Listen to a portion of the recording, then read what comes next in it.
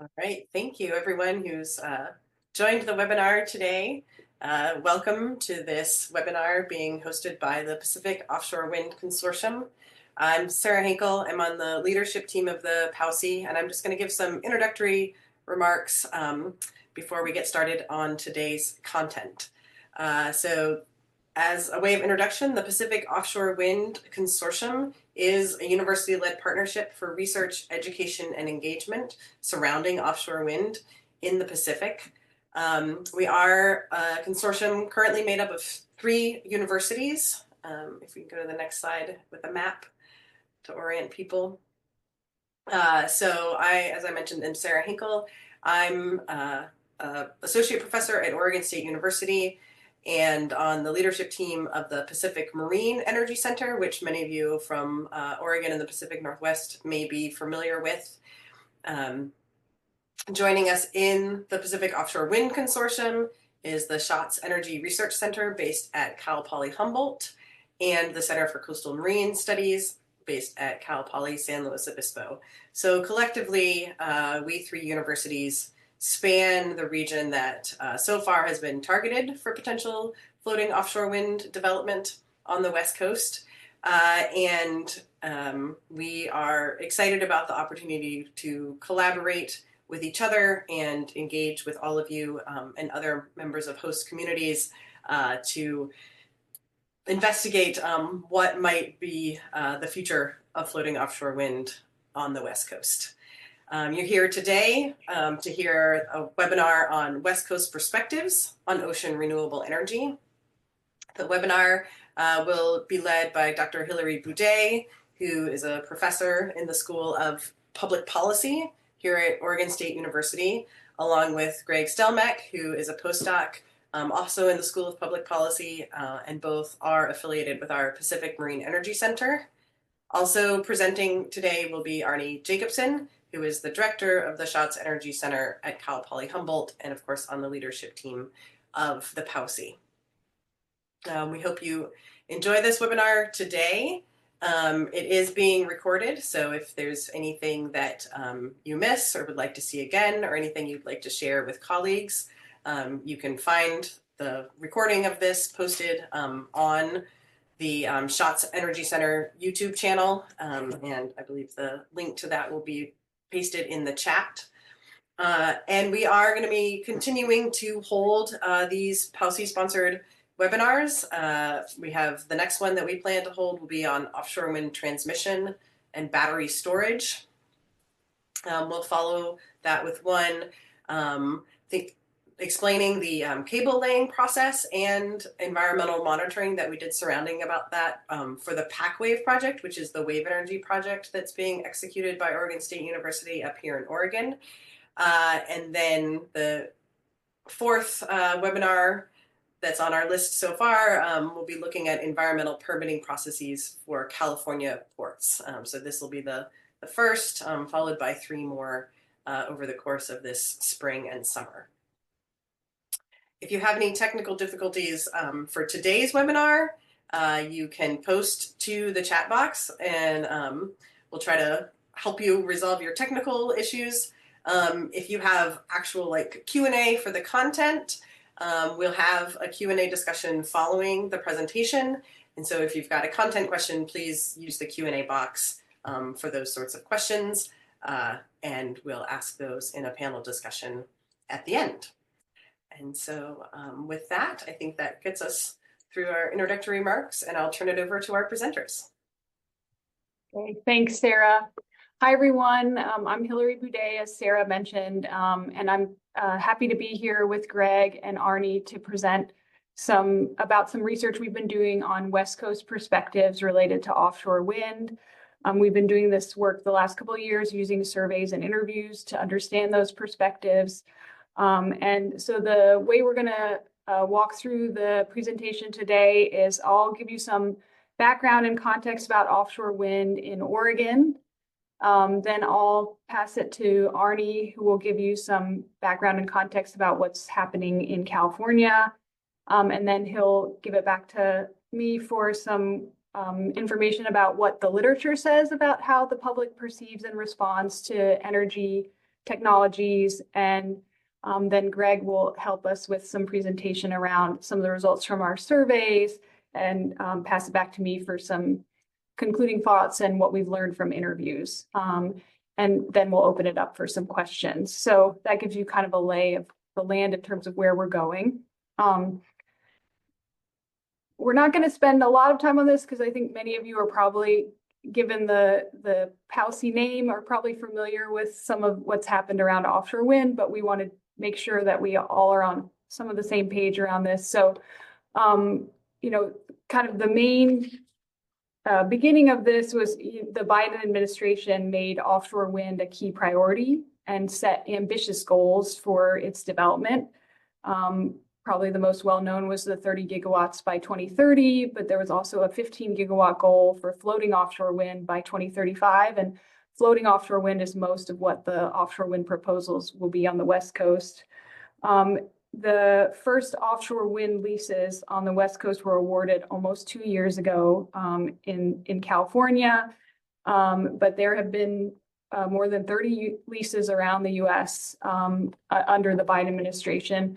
Of course, more recently, with the federal transition, President Trump issued an executive order that was directly related to offshore wind and has created quite a bit of uncertainty about where this development will go in the future.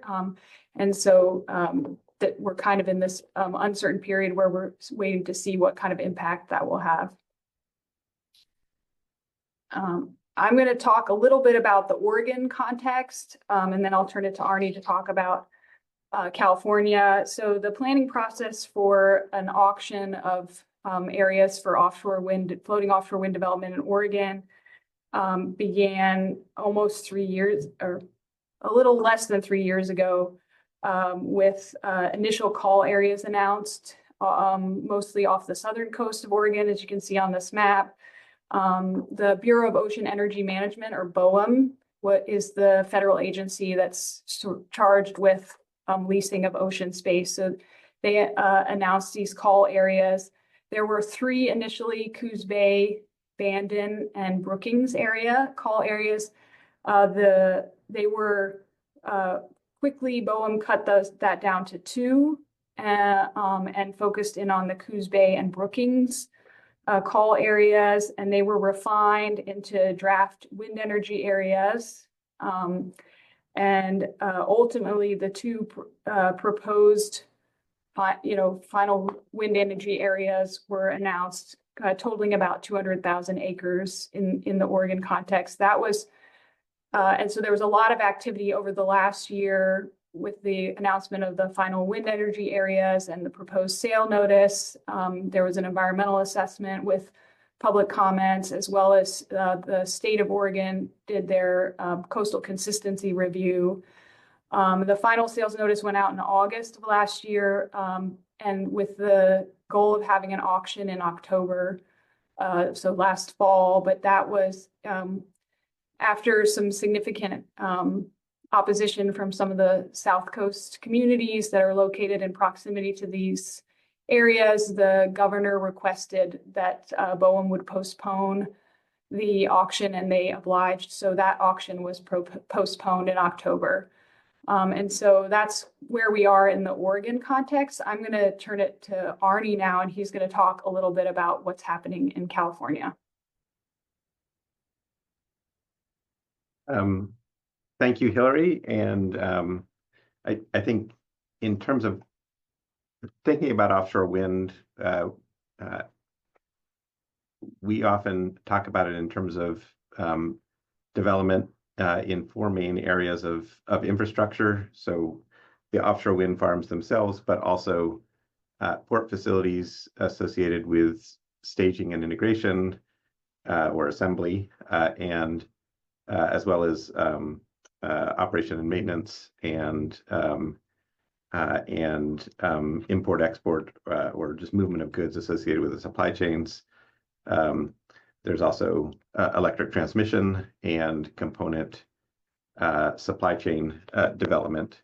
And so I'll give maybe a brief update associated with where things stand, especially with respect to the wind farms, assembly ports, and transmission in California. And also just note that when it comes to the two wind areas that have been identified, the Humboldt and Morro Bay wind areas, the geography of the relationship between the wind farms, the ports, and the electric transmission is quite different between those two areas. And so I'll give just a very high level background about where things stand there. So next slide. So this slide shows a map that indicates the existing transmission system in California, as well as, and I'll talk through the locations of the wind areas and port facilities, and then also say a little bit about their status. So advance, please. So the Humboldt wind energy area is indicated in the north, about 20 miles offshore from Humboldt Bay, and the Morro Bay wind energy area indicated on the central coast, a bit to the north and the west of Morro Bay, offshore from San Luis Obispo County. The Humboldt wind energy area has 2 lease blocks, and the Morro Bay wind energy area has 3 lease blocks, all of which were leased in December of 2022. Advance. And then the likely port locations, or the places where port facilities for assembly have been discussed, are at Humboldt Bay and the Port of Long Beach. And so you can see those indicated on the map as well, and their relationship to the wind areas. So Humboldt Bay, the Port of Humboldt Bay is quite close, of course, to the Humboldt wind energy area. Port of Long Beach is a fair distance from Morro Bay, and of course a much longer distance from the Humboldt wind energy area. So there's some differences in geography in terms of relationship between potential assembly port locations and the wind areas. Next. And then I guess when it comes to supply chain manufacturing, that can take place in many locations. It could be that supply chain activities will develop in California or elsewhere on the West Coast, but it also could be that many of the components will come from elsewhere in the US or around the world. And exactly how that plays out has not yet really come into sharp view. Next slide. When it comes to transmission, the circumstances are also pretty different between the Humboldt wind energy area and the Morro Bay area. In Humboldt County, the electrical system is relatively isolated from the main California grid. The large transmission lines and sort of the main transmission corridor runs up and down the I-5 corridor, well to the east of Humboldt County. And fairly significant investments in new transmission infrastructure would be needed to support offshore wind development at scale in the Humboldt wind energy area. Next slide. The California Independent System Operator has approved a transmission plan to support the investments that would be needed to enable offshore wind development in that area. That includes, it's broken into 2 projects, the way that it was configured. One would involve a new substation in the Humboldt region, and a corresponding transmission line that would run from Humboldt down to the Collinsville substation, which is to the east of the San Francisco Bay Area. And the second would be a transmission line from Humboldt to the Fern Road area, which is to the east of Redding. I won't get into the technical details, but I think the 2 big picture takeaways from this are, one is that the process of determining or selection of developers is ongoing, and we expect to know who would be identified by the California Independent System Operator to develop this transmission. We expect to know that in the next few months, in April and May, according to the schedule that they've laid out.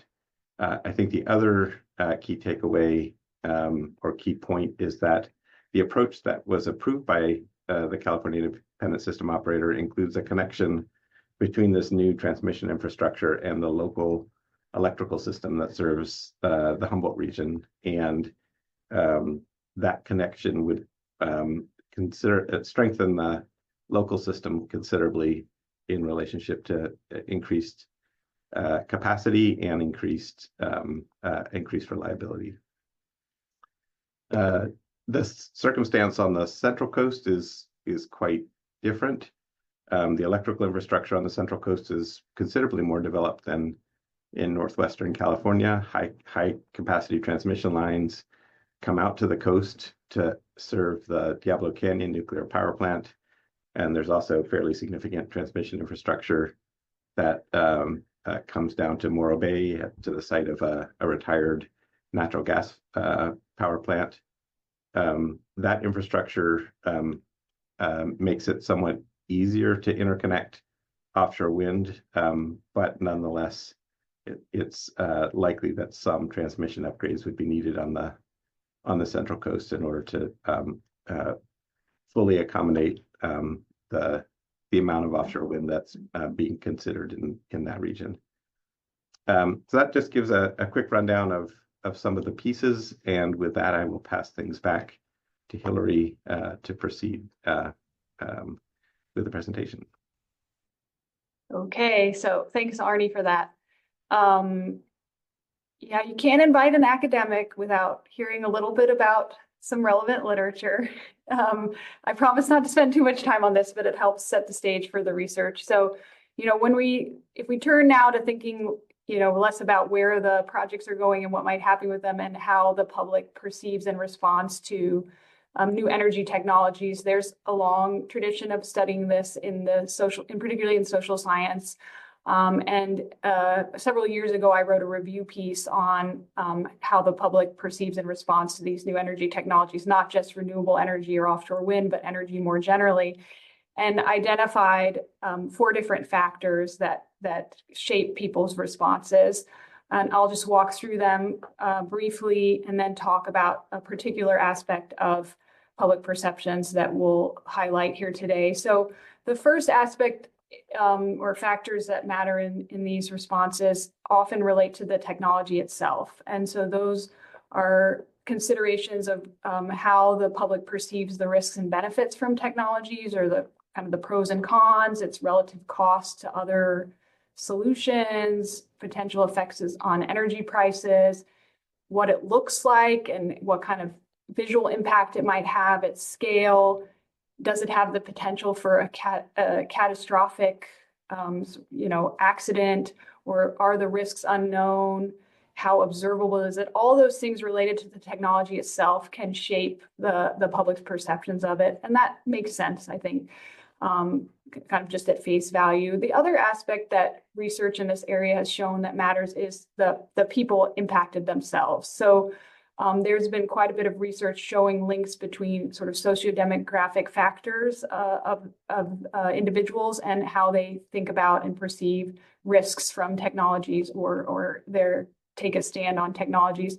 One example in particular is that relates to gender. So women tend to have higher risk perceptions of new technologies than men, and there are a variety of reasons for that.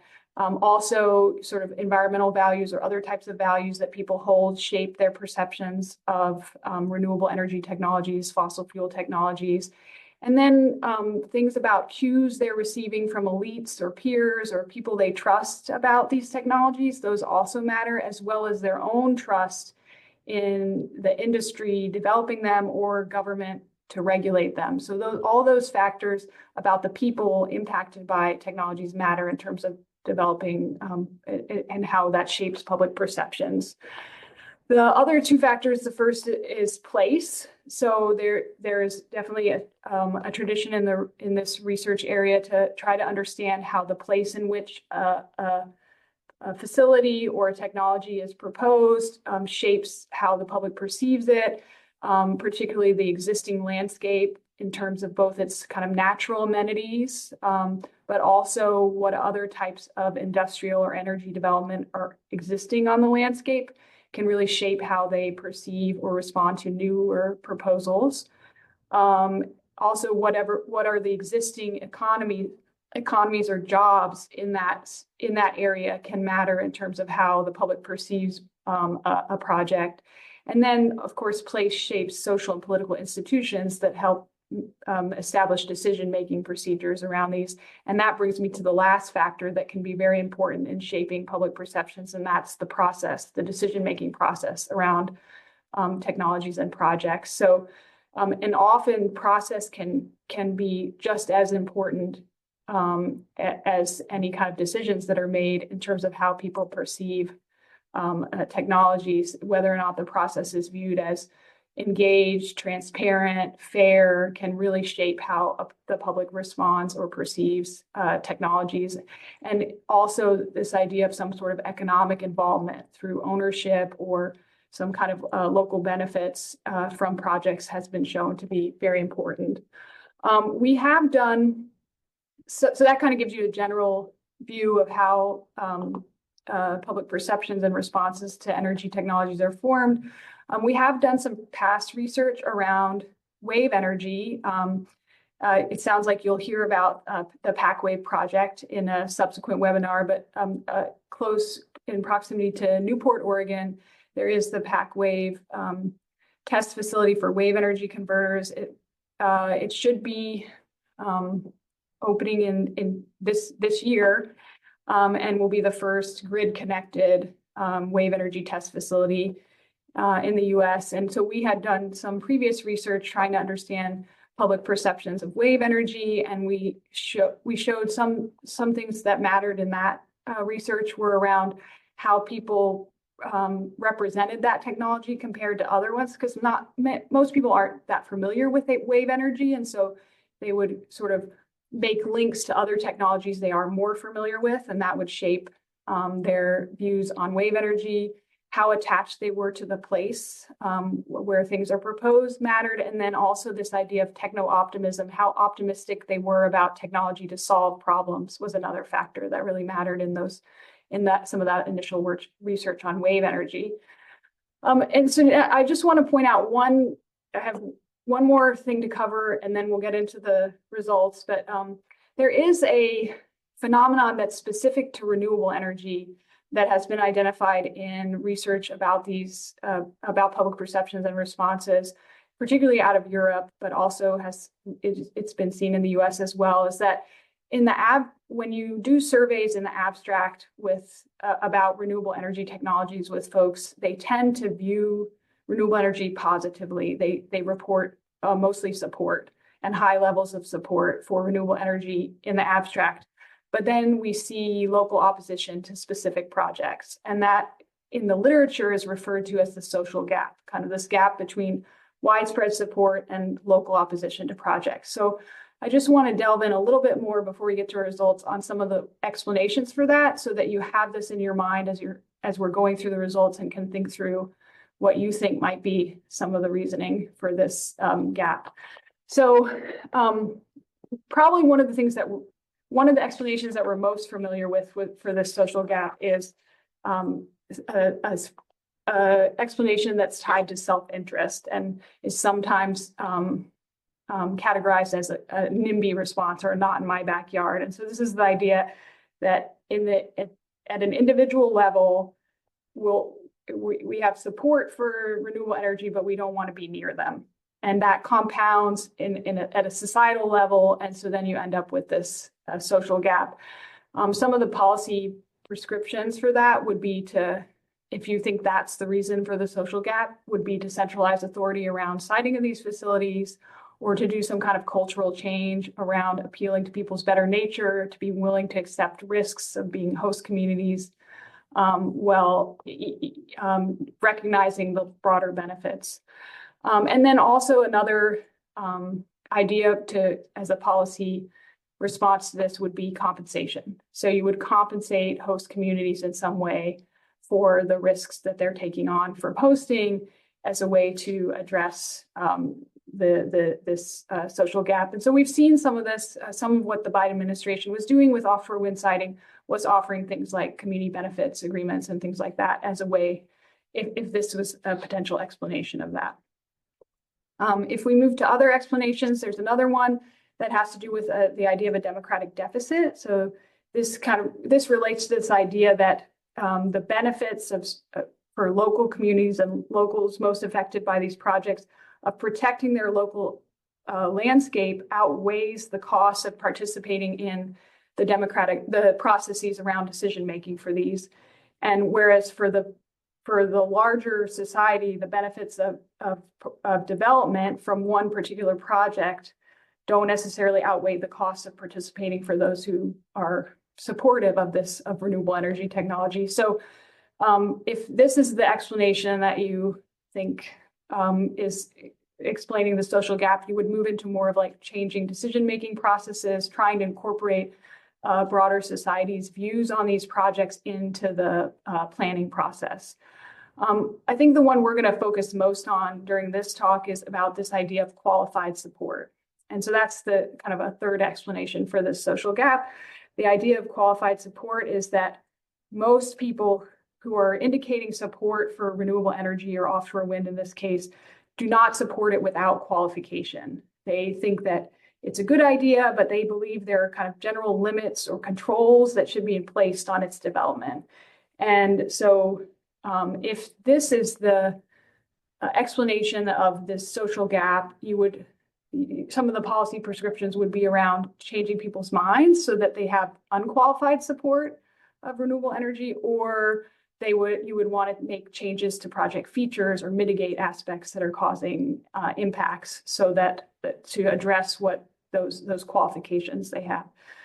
There are some issues with this in terms of like if you're operating in an environment of misinformation and distrust, like it may be hard to negotiate these things. And then there are some aspects of projects that may be difficult to change or mitigate, like their effect on the landscape or the scale. So I just want you to keep these kind of explanations in mind as we work through the findings that we have from these surveys and interviews. And so with that, I'm going to turn it to Greg, and he's going to talk you through some of our survey results. So, okay. Thanks, Hilary. So yeah, the main focus here was just trying to better understand perspectives of offshore wind on the West Coast. And we were also able to ask these in the context as well with wave energy. So we were able to kind of ask about both of these and got similar kind of perspectives, but I'm just going to dwell on the offshore wind for today. So this data came from an online survey that we administered through Qualtrics. They handled recruitment of participants, which was quota-based sampling based on age, gender, and education. Collected this towards the end of 2023. This was actually the first wave of two. We ran a second wave towards the end of 2024 as well. It's just been a little slow getting that processed and analyzed. So I've got some preliminary results from that later on as a comparison to 2023, but that's really the time period we're looking at here. And I'll also note that we're not looking necessarily at just coastal communities. We're looking at statewide. Sure, you're aware in California, there's been a lot of effort, policymaking at the state level around offshore wind. Arnie's just talking about some of the transmission projects too. So we think it's important to have that understanding of both. We're not using this to try to say this is what coastal communities are saying. And I think there's a very different population we're looking at, but still relevant to these discussions. And so there you can see the comparison between the census quotas and our sample was, we got pretty close, though again, caution against saying this is extrapolating overall population wide because it is still an online survey. Next slide. And so, we found there's still pretty low familiarity on the West Coast with offshore wind. The most common response was self-reporting, hearing, or reading nothing at all about offshore wind. About the same amount saying they've heard or read a little bit about. But really strong familiarity, still pretty low. And yet we see there's still a pretty positive attitude, at least, towards development in state. We've got 55% or so, somewhat supportive or strongly support development off their state's coast. Only 15% with an oppositional stance to that. But still 13% with not enough information to form an opinion. And we found that that don't know option was taken a lot, especially when we got into the benefits and concerns that we asked about. Next slide. So when talking about the benefits, we just kind of gave a sample of these. They were kind of randomized as to which ones they saw in which order. But we saw pretty broad agreement with a lot of the benefits, all of them really except for coastal tourism, which we'd asked about because there was a finding from the Block Island farm in Rhode Island that tourism actually increased after the completion of construction. Our respondents were a lot more skeptical of that.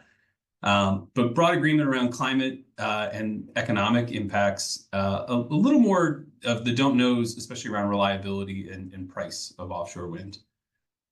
And then moving on to concerns, the most common concern that was agreed with was impacts to scenic views, followed closely by impacts to ocean marine life, as well as impacts to commercial fishing areas. And you'll see, again, a lot of respondents, just not enough information to form an opinion. It's still pretty low salience at the general statewide level.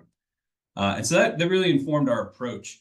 Because we have this large number of don't knows, there can be a tendency when you get a data set, you kind of remove your don't know so you can better analyze. You've got continuous scales, if it's like a Likert 1 to 5.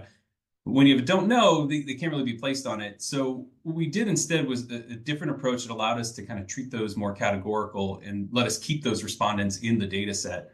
And what we did was this K-prototypes clustering. So we were able to handle some continuous variables as well as categorical when we had that don't know option.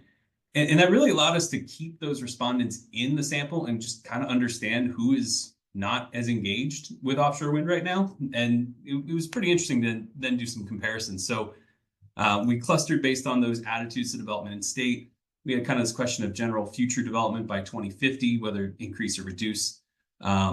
Had the self-reported familiarity, and then those 11 benefits and concerns. And so we ran those clusters, and then we used some multinomial logistic regression, basically just to try to figure out what factors are tracking with each of these perspectives. So when we did that analysis, for the analysis of which factors, we're drawing a lot on what Hilary is talking about, that framework of trying to measure these different ideas. So returning to that social representations theory, a big part of that is this idea of anchoring, that the way we make familiar the unfamiliar is in what we already know. And so we were expecting that offshore wind is going to be filtered through a lens of how people perceive on-land renewables. So we had asked this question about future investment in energy around solar and onshore, land-based wind. And so we used that as a predictive measure to look at clusters. We also looked at coastal place attachment. We had a 4-item scale just about how people resonate with and have this emotional connection to place, specifically coastal areas, as well as a few more measures. Techno-optimism was one that we found really strong with our wave energy studies before. So we included a 3-item measure just to get at how people are thinking about new technologies in the energy space and how that relates to climate change and the ability to keep existing levels of energy consumption without contributing to global climate change. Then we also had a measure of trust in private energy developers, given the focus on private energy developers in offshore wind, as well as this measure of how fair the process was perceived to be, which a lot of people, the most common response was actually don't know, because again, it's just not as salient. So almost a third of our respondents were saying they don't know, don't have enough information about the process to make a statement on that. So what we ended up getting was that illustration you saw at the top of the presentation. We commissioned an artist from PMAC, Allison Walkingshaw, who came up with these seagulls to help us express these different clusters. And so now I'm just going to go through the 5 clusters that we got. So the first one, I'm just going from order of the largest percentage of the sample down to the smallest. So the most common perspective was what we're calling a cautious cluster. So this group was a little familiar with offshore wind, not the most self-reported familiar, but generally leaning towards support. These are the cluster centers represent the modal response and the most common response within that cluster. This group somewhat supports development in state and the idea of increasing at a national level. They somewhat agree with the benefits, except for coastal tourism, but somewhat agree with all of the other ones. But they also somewhat agree with the concerns. So they're balancing between these benefits and concerns. So this group being the largest is interesting because it's not necessarily the most passionate supporters who are all in. It's they're balancing those development of the benefits with those potential concerns. The second largest cluster is that strong supporter, what we're calling an advocate cluster. These respondents reported the highest level of familiarity, strongest support for development, strongly agree with benefits, neutral on potential coastal tourism, but they somewhat disagree with the concerns. They're not as concerned about the impacts of offshore wind. The third cluster is that group that we otherwise would have lost, is this disengaged group. And this was 17% of the sample, third largest cluster. We forced them into an answer for that 2050 national development. So there's increased somewhat, but they report the lowest familiarity. And when given a don't know option, they generally take it. And so this is, And then we also, now you can go ahead, Hilary. And then the fourth cluster is more of a neutral cluster, which there's pushback back and forth as to whether include a neutral and a don't know option. We included both and found that these are actually looking like different people. We have different factors that distinguish between these two clusters. And so at another 12% is this neutral that also has a pretty low familiarity, but they're really just right down the middle. They're not leaning one direction or the other, and they just, they at least have enough information to have a neutral perspective is the response. And then lastly is the cluster that gets a lot of attention, and we focus on a lot, is the concern cluster. They reported the second highest level of familiarity, but they are much more oppositional about offshore wind, especially on development in state. Benefits, they do see some of the benefits around increased local employment, neutral on the climate impacts, but then they disagree with some of the other potential benefits, especially around tourism and prices. They also strongly agree with the concerns about offshore wind for all 5 of them. And so what we then did, we ran our models to try to figure out which factors increase the likelihood of being in one cluster versus the others. And so that's what we're going to have a series of factors on here as Hilary just kind of goes through one by one. So starting with the cautious cluster, these typically were a little younger, a little more male, higher income, more likely somewhat liberal than very liberal, believe in human-caused climate change, somewhat support solar and onshore wind. So they increase somewhat, but not a 5 out of 5, more of a 4 out of 5. Somewhat trust energy developers and believe the process for siting is mostly fair. And then the advocate cluster was very male. It was about 2/3 male, 1/3 female in the responses there. Also believe in human-caused climate change, but they were also very techno-optimistic. So that 3-item measure of techno-optimism really distinguished between cautious and advocate. It had a lot of statistical significance in determining which cluster you're in based on techno-optimism. Also strong support for solar and wind. There are 5 out of 5 for those questions. High trust in energy developers and believe the process is very fair. The disengaged cluster, a little bit marriage, it was very female. It was 2/3 female, 1/3 male. Also tended to be a little more lower income. Mildly support solar and onshore wind. Lower coastal place attachment, so not so much of a strong coastal place attachment. Less trusting of energy developers and just unfamiliar with the siting process. Whereas the neutral cluster tend to be a little older, more politically moderate. They're techno-pessimistic, also low coastal place attachment, little less supportive of solar and wind, somewhat trusting of energy developers, and believe the process is a little fair. And then lastly, the concern cluster also was a little older, more likely very conservative than very liberal, but also very techno-pessimistic and have high coastal place attachment. So we saw that high coastal place attachment really aligned with this concern cluster as well, in opposition to solar and wind siting, and believe the process is unfair. So then, as I teased before, we're starting to get into looking at the 2024 data. And so we found the same 5 clusters appear, very similar cluster centers as well. So it seems like that perspective is pretty consistent year over year. As is the proportion. We found very little deviation from one year to the other, despite there being a lot more in the news about offshore wind, I guess because there still aren't actual projects with steel in the water on the West Coast, it's still in that lower salience period. So maybe it's not too surprising that these haven't changed all that much, but if anything, maybe a little bit more neutral. Some of these differences really are just rounding. It's like a quarter to half of a percentage point that's showing up as something more.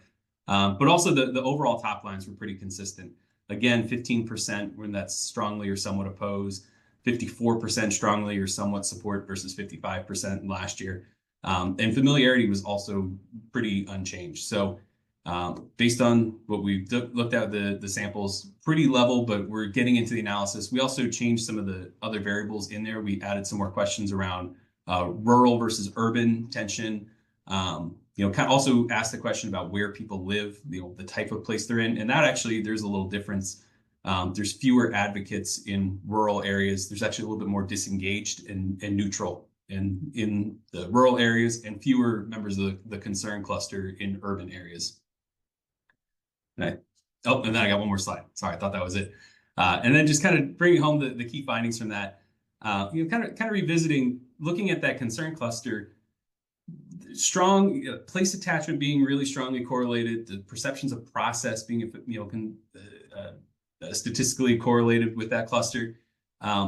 It's hard to make the case that it's just NIMBY, because again, this isn't in response to a specific project. This is at the state level and hypothetical, and these are the values that are coming up. It's not necessarily just the self-interest. It's wanting a better process that protects areas of concern. And then we were also interested in just how techno-optimism differentiated that soft versus strong support, that advocate versus cautious. And so the implication being, you got to be careful about overconfidence in the technology, especially when communicating about offshore wind. The people who are believers are already in that advocate camp, and it doesn't do a whole lot for that cautiously supportive group. It's also, drawing that distinction between neutral and don't know, that, these both can be considered non-substantive responses, but they do seem to be representing at least two different groups of people. And then lastly is just this idea of perspectives versus support, because a lot of times we tend to just push this down into a dichotomy of support or oppose. And that cautious cluster being so large kind of gives a little credence to that idea of that qualified support, that when you ask these samples, you can't just say, well, they support, so it's a go. That support is conditional upon the project being done in the right way and addressing these concerns. And so I think the perspectives that we have give a little bit more nuance to be able to look at just how communities are responding. It might help explain that local opposition a little better. Hey, thanks, Greg. So now I'm just gonna share a little bit about what we've learned from some interviews that we've done, particularly in the area of Newport, Oregon.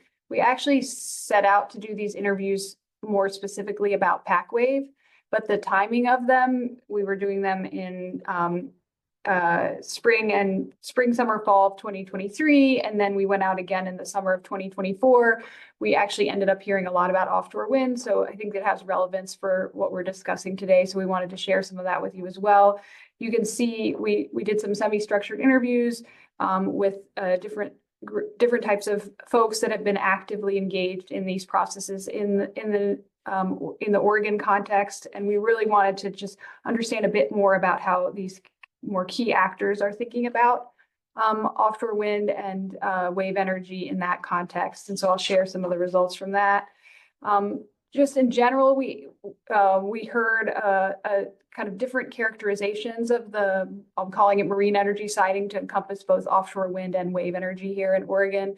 When we spoke with developers, they tended to express a feeling of being behind Europe and the UK in trying to fulfill at that point the Biden administration goals for renewable energy development, and feeling kind of in a rush. When we talked to people that were more in the fishing industry, they would emphasize that they were not necessarily against these types of projects, but they see them as a threat to their livelihoods and to their fishing industry, to their fishing locations.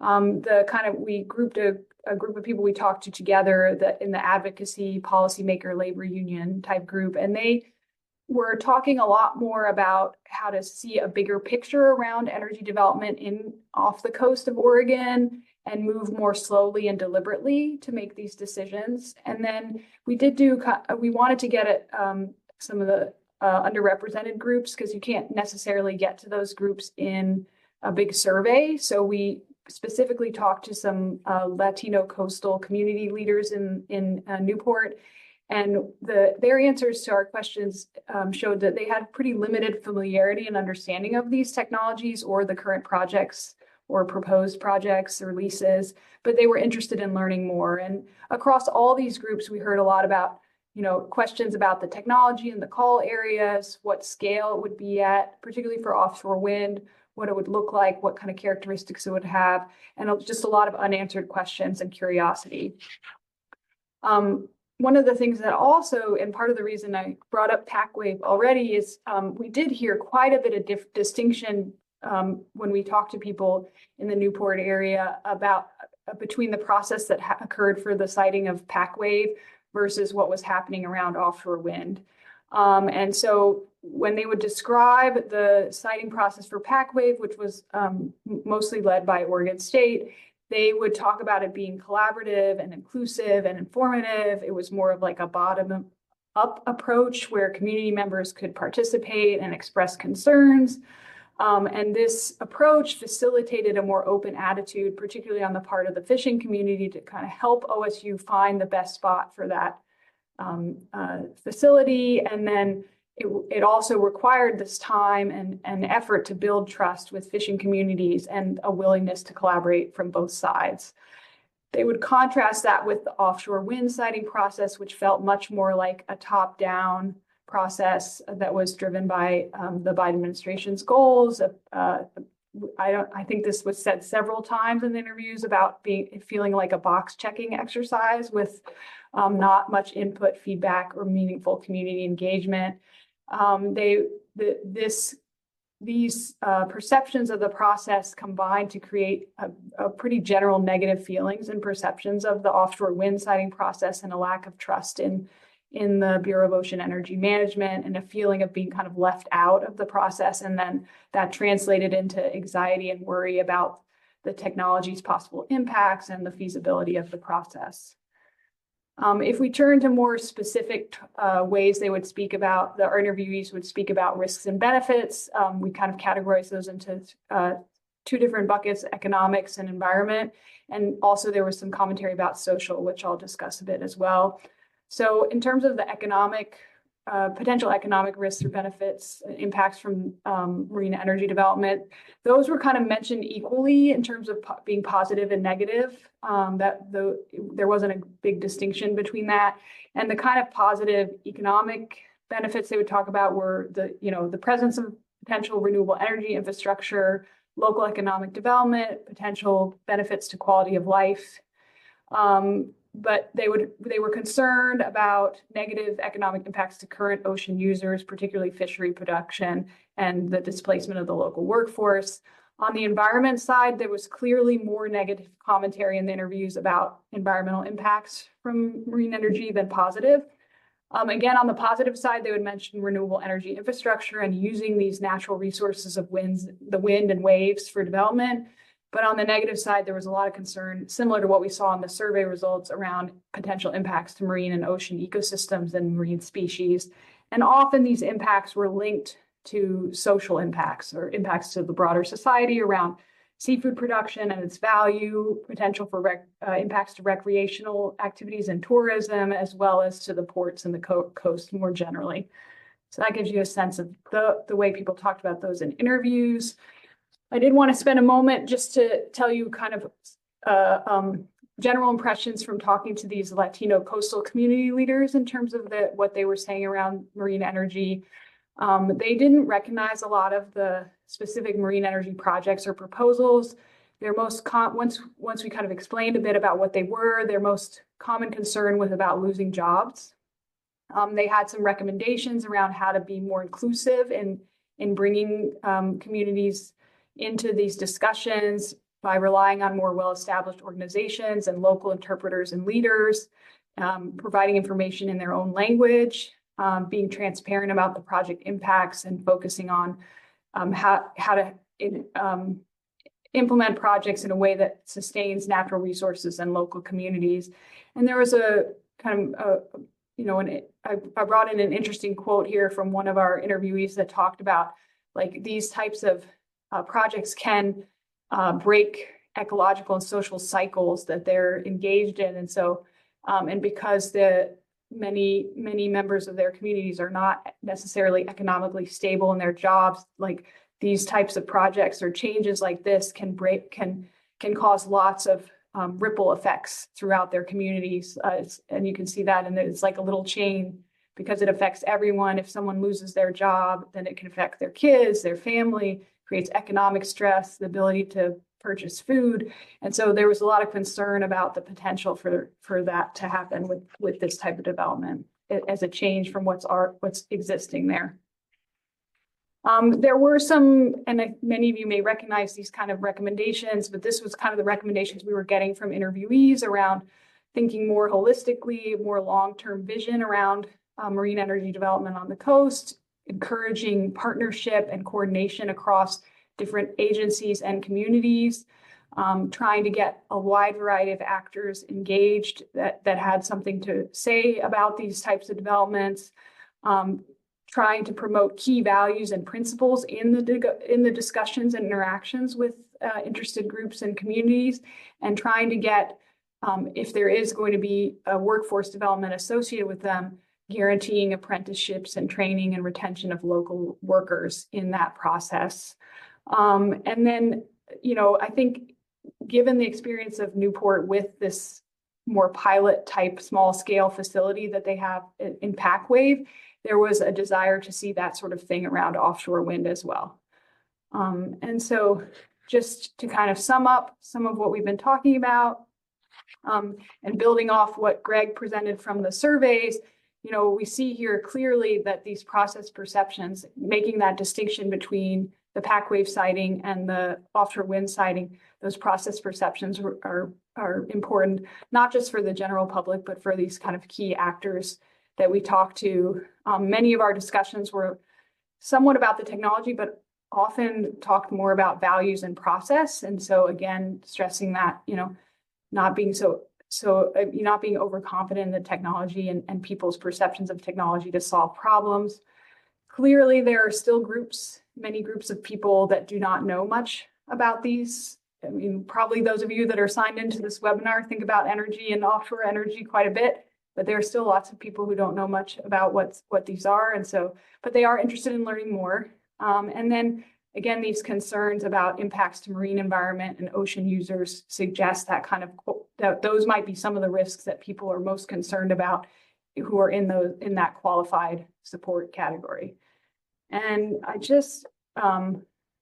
think I'm gonna just do one last, so we can come back to this, but I did want to say we are continuing to work on a project together with Arnie's team at the Schatz Energy Research Center and others at University of Delaware, University of Maine, University of Washington, and some community partners, Renewable Northwest, the affiliated tribes of Northwest Indians, and Sea Grant, to continue to study community benefits and impacts from offshore wind development, specifically floating offshore wind development in these locations, California, Oregon, Washington, and Maine, where it would be most likely to be proposed, and trying to speak directly with community members in specific locations there. So hopefully we'll come back at some point and share some of our findings from that work as well.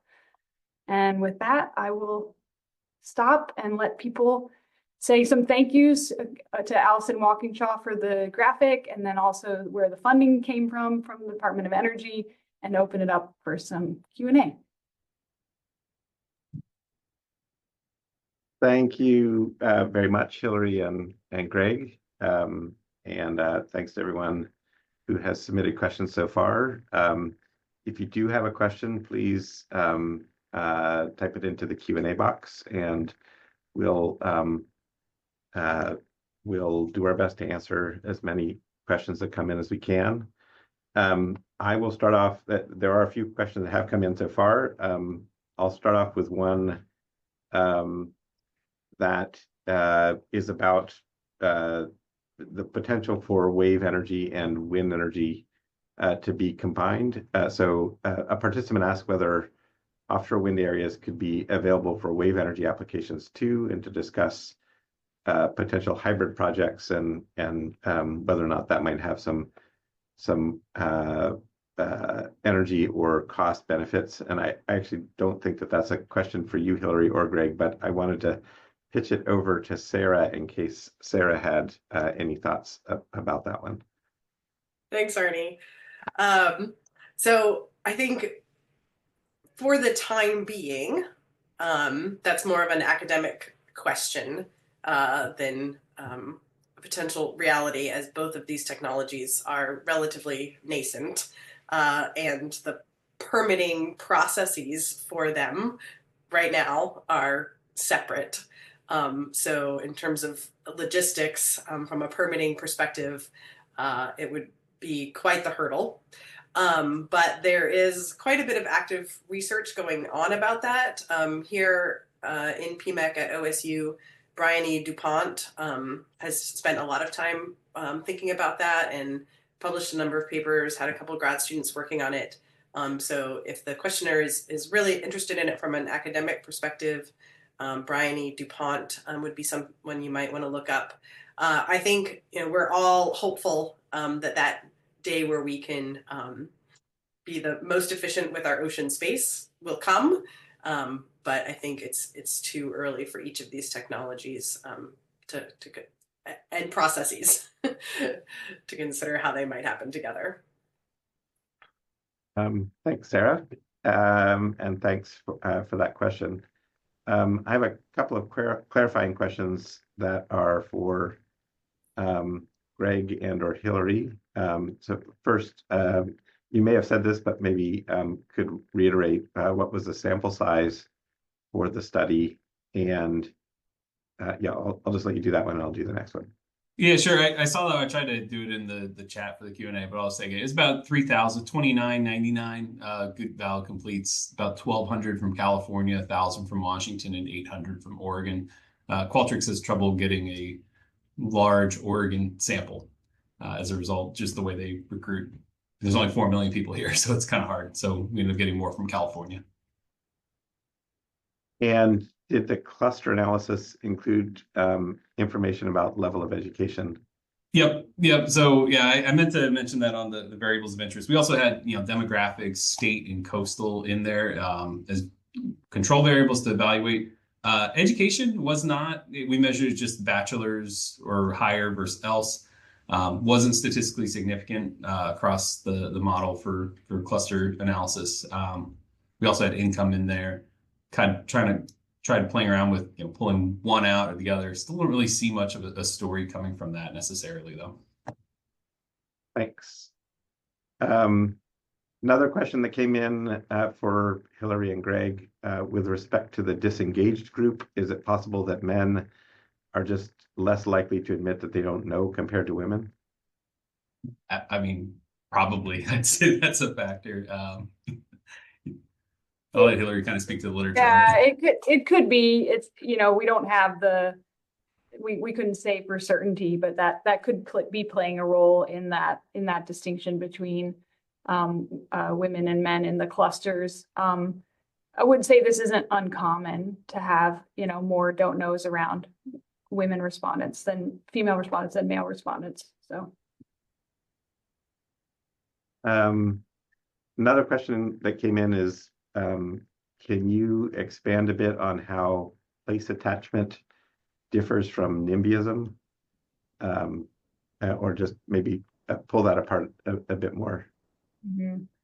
Yeah, so I think if we look at the literature on place attachment, so the idea of place attachment is that people see very, they are emotionally attached to particular locations, and it doesn't necessarily mean they live in those locations. Like it could be that they're emotionally, like you could imagine someone emotionally attached to coastal locations who doesn't necessarily live in live at the coast but visits there often and takes advantage of recreational activities or other activities at the coast, and that sort of attachment relates to their not only they're thinking about the project, the technologies or the projects, but also like their willingness to take what's called place protective action. So they would take action to actually protect those places because of their emotional attachment, which I think is just from the literature too, is distinct from a kind of more pure NIMBY definition, which would be like, I support this in somewhere else, right? So it's, you know, I would see those things. They would be measured differently. They would be thought about differently, especially since you can be attached to a place but not necessarily live there. So it's not necessarily your backyard, right? In the same way a NIMBY response would be. I don't know, Greg, if you wanted to add anything there. Yeah, I think that's a good definition, because it's a fair question to ask. I think one of the things that distinguishes it too is, this is just anecdotally from talking to people and interviews about it. It's just, you know, NIMBY is kind of like, if it's the next town over, I don't care. Whereas when you talk to people about offshore wind, it's not necessarily if you just go 20 miles further south, they're going to be okay with it. I think the place attachment, especially that coastal place attachment, applies to a much broader geographic scope.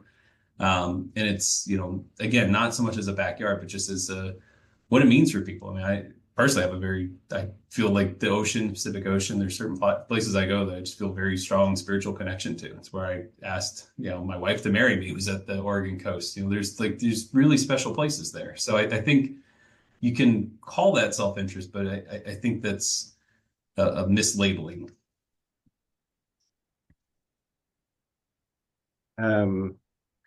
Another question that came in for Hilary and Greg, do you worry at all about these kinds of surveys and interviews generating concerns about renewable energy that wouldn't otherwise have existed? I don't know, maybe it might need to be more specific. I mean, the way we got, oh, you mean like just that we're asking questions of people who may not have been thinking about it? I mean, I don't know. We took the concerns, risks and benefits that we took are pretty standard ones. You know, the ones we asked about are pretty standard in the literature around this. So, you know, from East Coast studies of East Coast perceptions of offshore wind, from European studies. So it's not like we're bringing in potentially new risks or benefits that haven't been discussed. Maybe they haven't been discussed by that individual person taking the survey, but I'm not so worried about that, I would say. Greg, are you? You know, it's something that it's validated. It's been used in the literature. I think for some of the future efforts we've gone into, I think we've kind of tried to go in some other directions of that too, where we just kind of have a potential topic there and then have the respondent then impute whether it's positive or negative impacts. That's one way to do it, but then you can also get some really funky answers that way, where they're kind of saying stuff that aren't really logical areas. It's tough. Surveys are hard. You're trying to design this that is going to be interpretable by thousands of people in a very specific, it's tough. There's always going to be cases on the edge, but you know, we just try to do the best with the measures that have been proven to work. I mean, we did ask, and we didn't show this because we haven't quite got it all coded 100%, but we did ask some questions about like before we ask any of these questions, what are the first things that come to people's mind when they hear the term wave energy or offshore wind energy? And you know, we got back some of these kind of risks and benefits that were already in the survey. So I'm not sure that I wouldn't inducing something, inducing a particular response. I guess I have a follow-up that keys off of one of the things you said, Hilary, there, which is that you mentioned literature from the East Coast and Europe. Have you compared some of the results that you're seeing here with some of those other studies, and are there similarities or differences between what's been observed in studies in other locations and what you're seeing on the West Coast? I mean, I would think, you know, we haven't done a very specific comparison. We kind of do that as we developed our literature review. This, like, sort of those high level, you know, relatively high levels of support with more limited opposition is a pretty standard finding. You know, as I mentioned in those early slides around the social gap, this idea that when you ask people at a state level, in the abstract about offshore wind or offshore wind off their state's coast that you would see kind of, over half expressing support is not unusual in these types of surveys. Also, some of these relationships to gender or place attachment, risk benefit perception, those things are often connected to opposition or support or stance in pretty common ways. And we're seeing that with our survey as well. Greg, I didn't know if you wanted to comment also on that. Yeah, we've talked with Robbie about doing some potential comparisons to the work they're going to be doing around. I think there's going to be more East Coast focused if they can go ahead with that work. Yeah, I think one of the differences just that might be different depending on whether there's data for this or not. It's just some of the focus, the tribal concerns. I think there are tribes on the East Coast that are affected by it, but I think there are a larger number of tribes on Western states. There's kind of just more things around fisheries management, particularly in Washington. So I think there are some different tribal dimensions between the two. But yeah, I think like Hilary said, there's going to be some things that are pretty universal that are just kind of like that gender disparity is just something that happens with a lot of emerging technologies. So I'd not be surprised to see that there. And I think some of the literature even does show that. Can't remember specific off the top of my head though.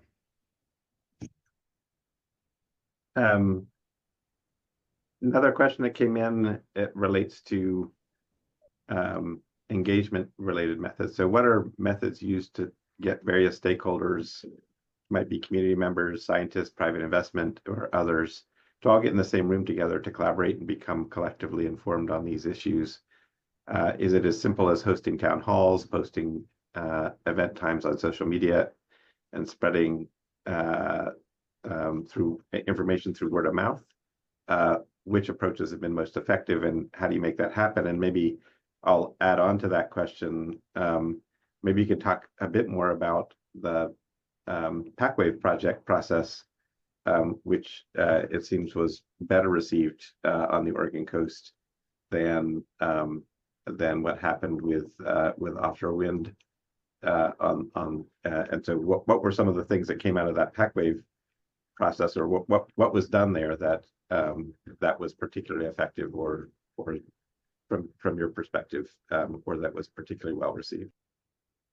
Yeah, so there was quite a bit of work around the development of PackWave. There were some pretty dedicated social scientists and community engagement professionals often operating through Oregon Sea Grant, that were doing sort of the regular meetings with interested groups to gauge their feedback, build trust. There's one story that gets told in particular, and Greg probably has the details more than me, of where like maps were brought out, and one of the fishing industry groups was there, and there was like a back and forth about where to actually put the facility. Greg, do you want to? They gave them Sharpies. Yeah, I think there was pizza and beer, and they gave them Sharpies and just said, go, show us where we can't put this. And so there was kind of this back and forth of going directly to fishing groups that allowed them to have a lot more say. I also have heard a lot too, just the fact that it was OSU behind it was very beneficial to it. There's a lot more buy-in publicly. OSU's name carries a lot of weight, particularly in coastal areas, especially Newport area, just because of the Hatfield Marine Science Center.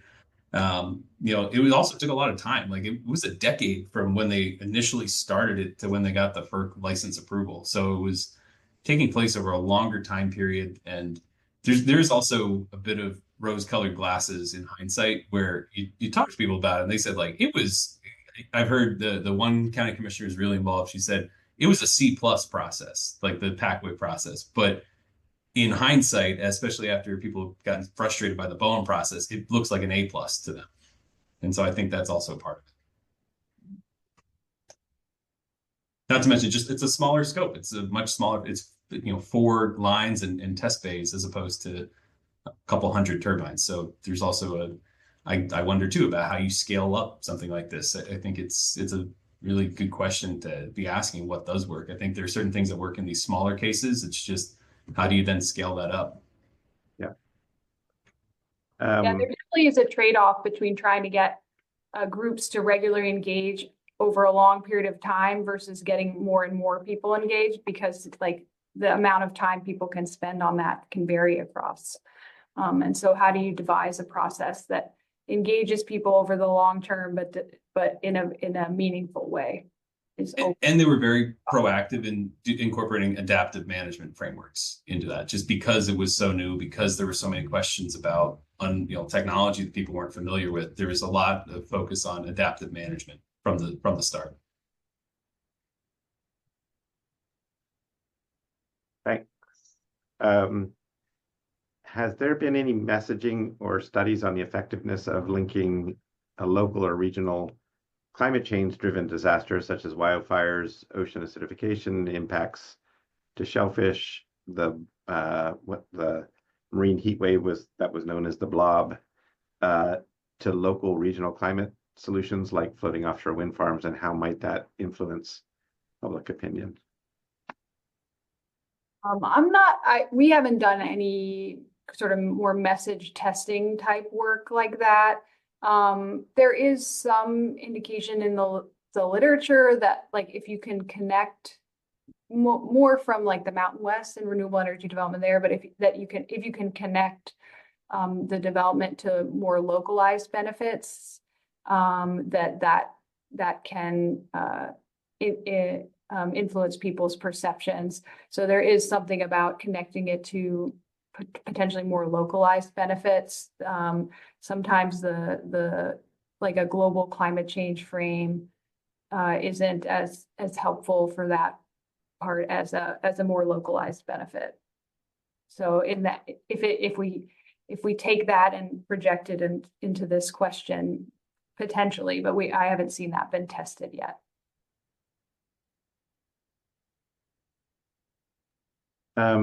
Maybe just a couple more questions. Although if there are more people in the audience, please keep them coming. I guess one question that I have, I think you maybe addressed this, but just wanted to make sure I understood it. As you did the analysis, you had some information about geographic location. Were you able to tease apart whether or not there were greater fractions of any of the types of respondents or the clusters of respondents in the geographic regions close to where offshore wind might be considered versus urban areas versus further inland or some other things that might tell you something about the geography of a geographical effect of people's opinions? So it was interesting. We didn't really see much variation at the state level. With wave energy, there was a little bit with Washington that was different from California and Oregon, but it just overall state level wasn't much. We also had a coastal measure in there, which was just, are you in a zip code that's within 5 kilometers of coastline? We do have zip code, and so something that I'm wanting to do, and especially now that we have both waves of data, is get that list of like, all right, here are the California zip codes, proximate to Morro Bay and Humboldt. Here are the Oregon zip codes, and just get a sense of what kind of sample we have there. It's a few dozen that we have for the Southern Oregon coast that I can tell. It's not going to be a whole ton, but it would be, something to look into as that subsample. But even then, given you have so few respondents, I worry about using that to make any kind of definitive claim about that area. Because if we're not specifically trying to sample that area, I'm a little worried that we're just, we'd have to be very cautious with how we use that to, any kind of extrapolation from there. But that's why we kind of added some of those other questions around just rural, like self-describing, you live in a rural area, small town, suburb, or city. And that is, I'm seeing a little bit of an impact. Once you account for other factors, that effect starts to go away. So some of those, attitudes and factors we have in there are capturing a little bit of that variation, I think. We're just getting a better direct measure as opposed to an indirect measure of location. But it is. I was glad to see when I was running some of these numbers last night, looking is that like that rural versus city there are some differences in terms of the cluster composition. It's not massive, but it's something. So I think it's going to be a little piece of it, and it starts to get just less influential in an overall model once you have these other factors in there. But definitely something we're looking into. Yeah, and I think that's part of the reason for the subsequent project is to try to get some surveys done in communities that are most impacted as opposed to the more statewide sample to see if there are these kind of differences.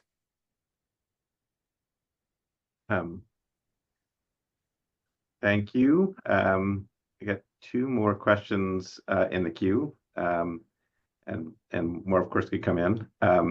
One is floating offshore wind is new, but fixed bottom offshore wind is well established in Europe. Does this distinction matter to the general public?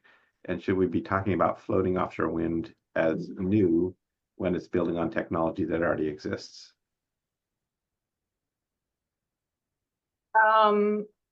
Given how many people were said, that they hadn't read or heard about offshore wind, I'm not sure that putting in a floating in front of that would, I'm not sure what that would do, but I think there's already a significant segment of the population that doesn't really know much about what's happening with offshore wind. So floating offshore wind seems like it would maybe make that group even bigger.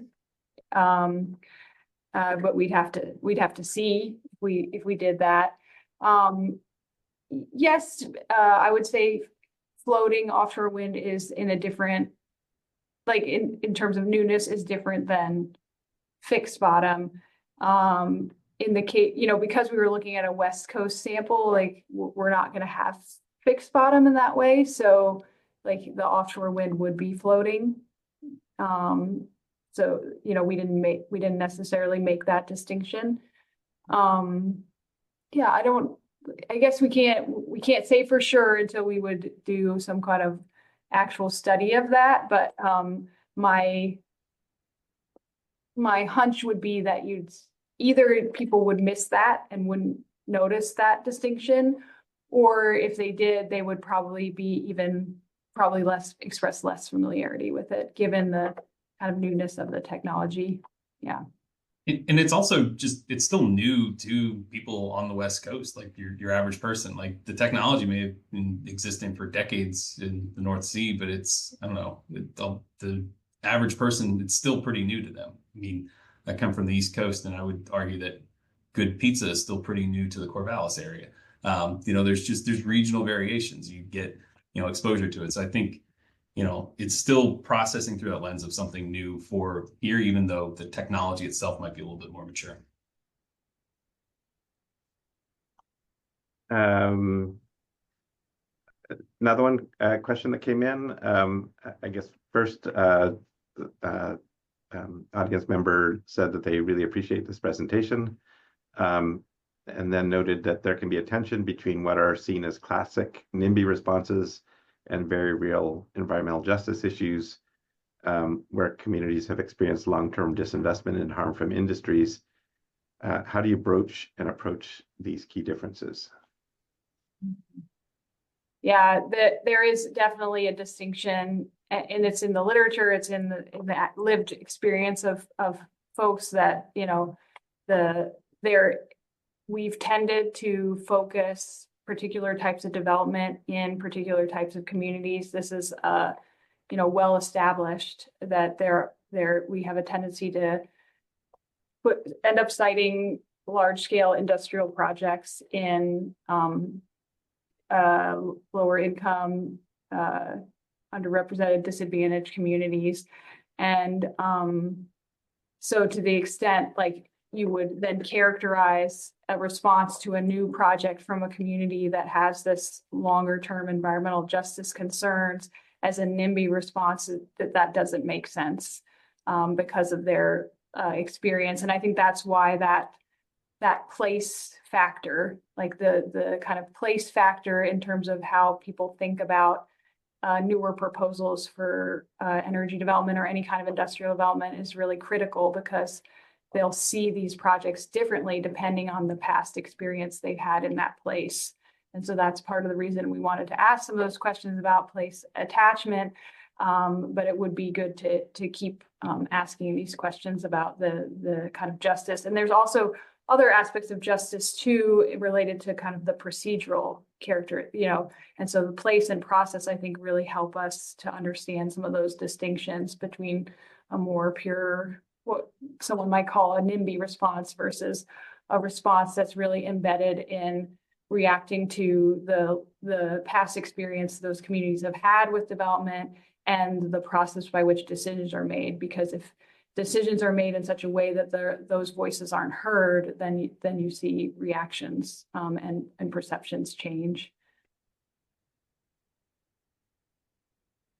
Yeah, Greg, I didn't know if you wanted to add anything on that. Yeah, I think the thing that like jumps out in my mind too is just thinking about the comparison I hear a lot talking to tribes and fishing communities as well is comparing it to dams on the Columbia. That comes up a lot in Oregon. Is like, this was something that was opposed, that there were going to be major problems that weren't paid attention to, and we have these repercussions of it. And that's where a lot of the concern around offshore wind is just making sure that we don't do the same thing again around with offshore wind in ocean marine environment.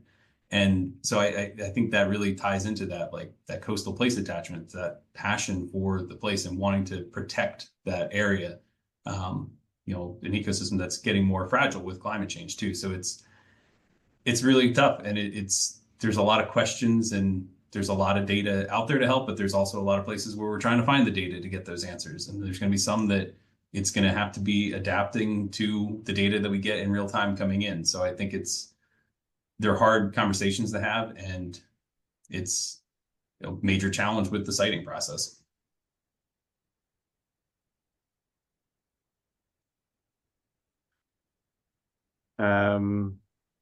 Another question that came in, and this maybe all three of us might have something to say. What advice would you give to recent graduates who are trying to begin a career in offshore wind, whether it's in project planning, siting, supply chain logistics, or other areas? Where do you see the most opportunity for getting a foot in the door in the industry? And given the current federal political climate, how do you think these opportunities will change over the next few years?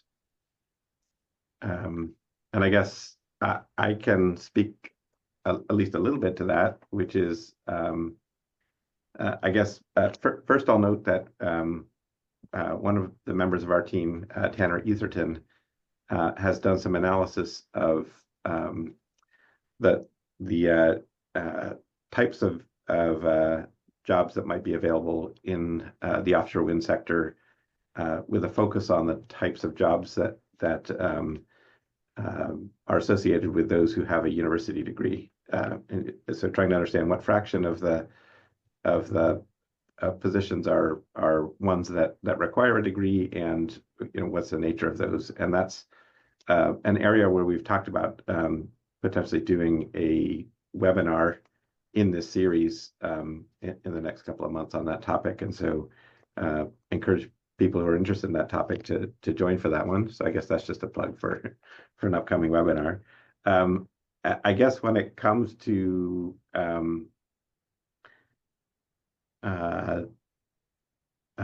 exploring career paths, I think the first thing I would say is I don't think this is unique to offshore wind. I think it's true of a lot of areas, is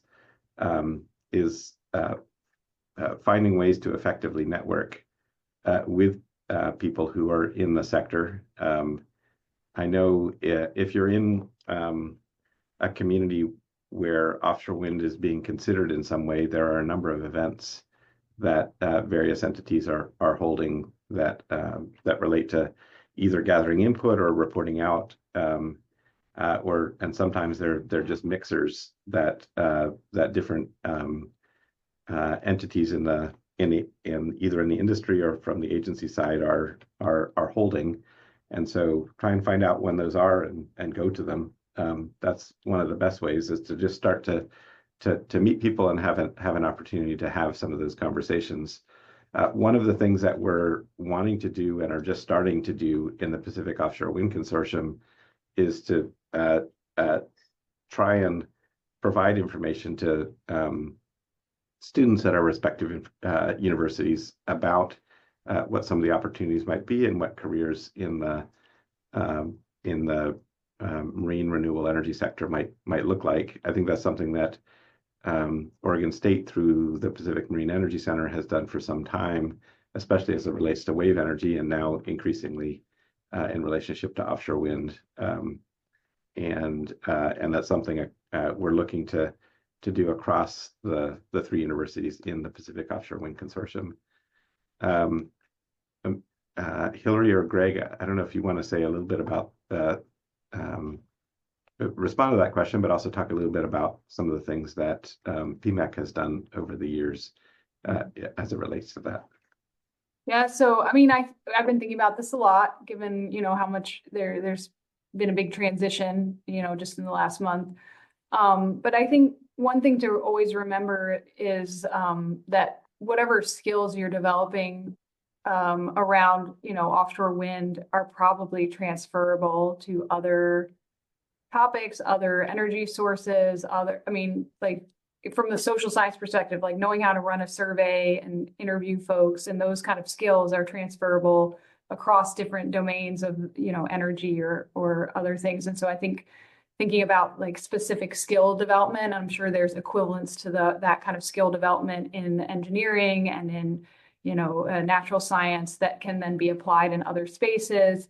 I'm going to date myself, but like when I first started doing this kind of work, I was the main sorts of projects were liquefied natural gas projects. And so, that like clearly, like you can make transitions across energy technologies as long as you have those kind of the fundamental skills developed.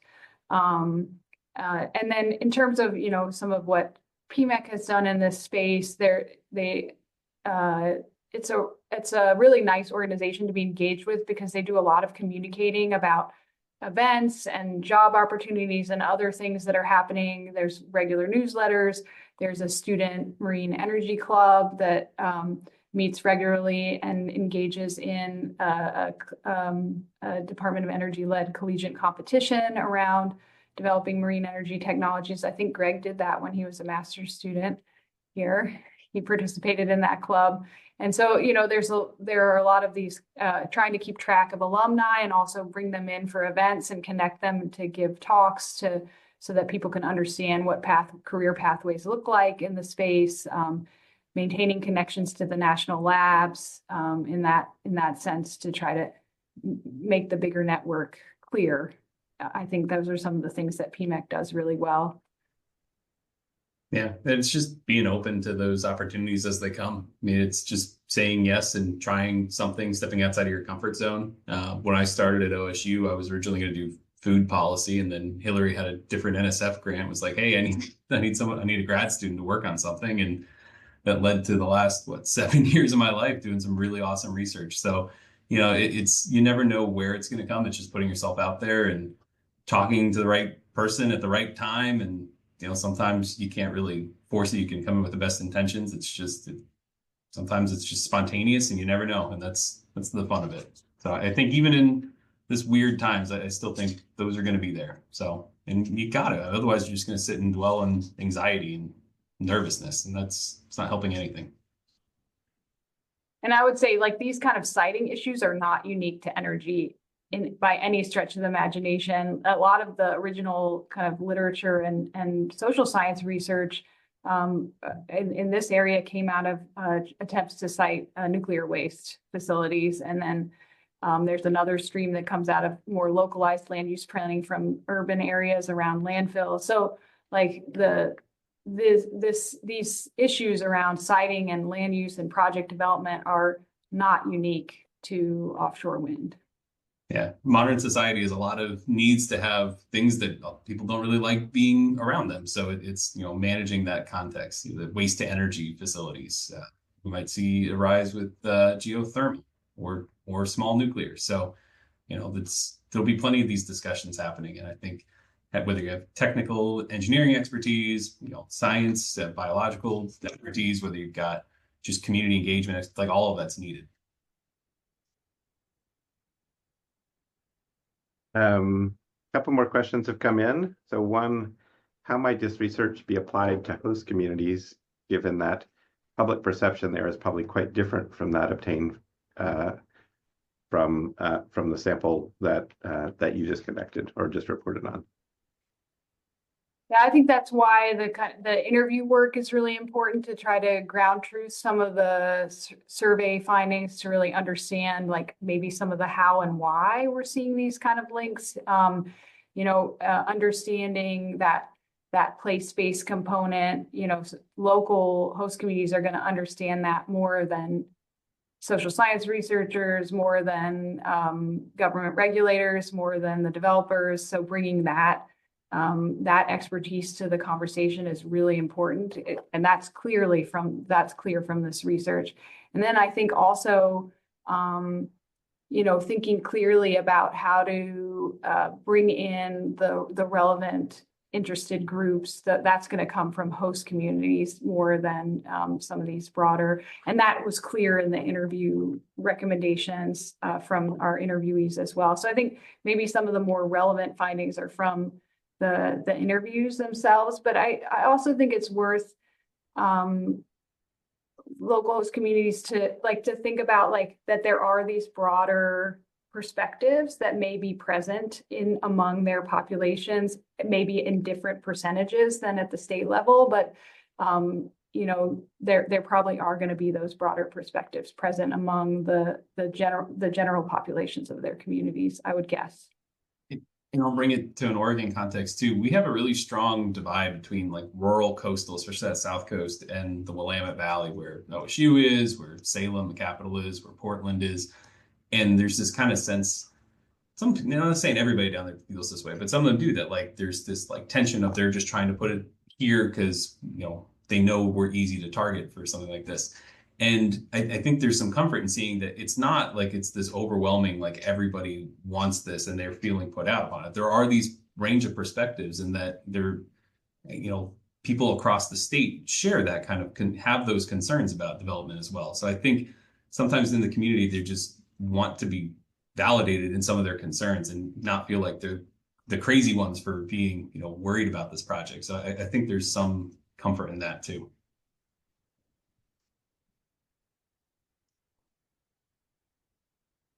Another question that came in: how do you hope developers and regulators will use these findings in relationship to renewable energy project and development and permitting? I'll jump in here because you keep going first. I'll go first for once. I think it helps, especially with like communication around this. I think we're always going to be talking to various different audiences, and it's not to say there's just 5 perspectives on offshore wind, but just seeing that there are different people with different values behind those perspectives. That I think that talking about the technology is interesting, and people want to understand the technology, but talking about it in a way that assumes that the technology is constantly evolving, is going to be perfect or be able to have these solutions, is not resonating with the broader population. You're preaching to the converted on that. And so it kind of shows that there's some groups you really need to talk about those concerns and address them proactively in the process in a way that is going to let people understand that these concerns are, it's valid to have those concerns, but this is how we're going to deal with it. And this is how we're going to deal with unexpected and unanticipated concerns. The other thing I think is pretty clear particularly in the survey data, is that when you have these technologies that people aren't as familiar with, they're often looking back, they're anchoring them around these technologies that they may be more familiar with. So, in our survey, it was around onshore wind and solar. And so I think to the extent that, particularly for the developers, to the extent that they're thinking offshore wind is maybe different than wave, or different, that, the fate may be tied together in ways that they're not thinking about, because of the way people process information about new technologies. And so I think keeping that in mind, you know, what's happening with offshore wind may shape people's perceptions of wave later, or what's happening with onshore wind or solar shapes people's perceptions of offshore. So thinking about those kind of connections, I think, is really important. And then just the process, like, it's just very clear. I mean, we've done other studies where we look at commenting on projects through regulatory process, through the regulatory process. And, sometimes a quarter of those comments are just about the process, the decision-making process. And so thinking through and being really deliberate and conscientious in the way you approach the process, I think is really important. And to continue this stuff is hard work, like to develop trust, to develop rapport, and once broken can be broken for a long time. And it's much harder to rebuild than to start with, than to building initially. It's much harder to rebuild once you've had a broken trust experience. So I think really paying attention to those process aspects is important. And also, the percentages, while they might have been consistent 2023 versus 2024, that's not to say these are going to be set in stone at all. Like, the way that process is perceived can dictate those outcomes. It might take those people in that cautious cluster and make them more aligned with concern. Or if you do a really great proactive engagement that alleviates that, then you have a lot more people advocating for a project and feeling a lot better about it. So I think it's going and understanding that people's opinions can change. It's just the way it's going to change is through building that trust, doing the process right, and alleviating those concerns. All right, final question. What are some of the questions or topics that the OSC team is hoping to answer in the coming years in this line of work? Well, so one of the things that we've been trying to understand in this newer project is some of what's been happening around the provision of community benefits and the relation, how that process has unfolded with offshore wind, both on the East Coast, but also how it could unfold here. So thinking through that, I think we'd like to continue, sometimes with social science and these kind of survey efforts, we don't often get to do this kind of longitudinal data collection to understand how things change over time. So that's always of interest with this type of work, to try to track things over time, as opposed to just getting these a one-off survey. And so those are the kind of things we're thinking about in the future. Also, any kind of applications to other types of technologies or other coastal topics is always of interest. And Greg's also engaged in some of this, so I don't know if he has more he wants to add there. Yeah, I think I'm curious just to see with PackWave, once you have devices out there generating electricity as part of the testing, if that kind of changes the way people engage with wave energy and just marine renewable energy generally. I'm really interested about the pilot project that's proposed in California, off Vandenberg Space Force Base, that to see how that goes and just how people respond. I think those pilot projects are really interesting, and I think the community benefit side is also really interesting, just trying to understand what people want out of them. And it's just been difficult for us too, just to go through and understand just what are community benefits around these kind of projects, and how you assign different labels to them. There's various different agreements that get negotiated, but they're all like different, niches. You've got project labor agreements with labor unions. You've got host community agreements where cable landings come in. You've got good neighbor agreement. You've got all these different tools and just ways to do that in a way that, you can allow communities to have more power in these negotiations by working together, and just in understanding if these are actually resonating, or if communities want something else from it. Like if there are other ideas around energy development, they want more whether it's private utility, they want more, state back, public utility zoning, or you want to have the ability to have community ownership around these kind of utilities. I think those are interesting avenues and address some of those concerns about lack of control over process. Well, thank you both very much. And a big thanks to everyone who joined today and for all the fantastic questions. I'll just close out by reminding people that the webinar was recorded and we expect to be able to make it available next week on both the Pacific Offshore Wind Consortium and the Schatz Energy Research Center websites, and we'll post it so that there'll both be the slides available as well as a recording available for people who are interested to look at that later. If you have questions about the research that was presented today, we've posted in the chat email addresses for both Hilary and Greg. And if you're interested in receiving updates from PALC on upcoming events, there's also an email address in the chat that you can use to do that. And with that, I think we'll sign off, but just with a note that we are planning to hold several additional webinars, as was mentioned earlier in the session, with the next one coming up probably in early April, that would focus on transmission and some analysis related to transmission and battery storage in relationship to offshore wind development on California's north coast. As one session, a subsequent webinar on the cable lay process, drawing from the PacWave project experience. And that cable lay means the export cable coming from the